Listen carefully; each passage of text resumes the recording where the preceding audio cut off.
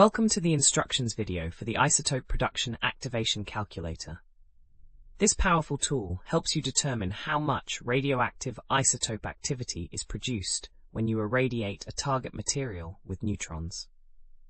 It's commonly used in nuclear medicine production and reactor physics applications. To use this calculator, you'll need to enter several key parameters. First, input the target mass in grams. This is the amount of material you're irradiating. Next, enter the atomic mass of your target isotope in atomic mass units.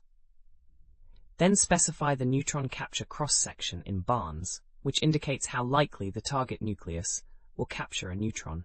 Enter the neutron flux in neutrons per square centimeter per second. This represents your reactor or neutron source intensity. Input the half-life of the product isotope with appropriate time units. Finally, enter your planned irradiation time. The calculator will compute the resulting activity, showing you how many becquerels or curies of your desired isotope will be produced under these conditions. We have thousands of other free engineering calculators on our website. Head over and check them out.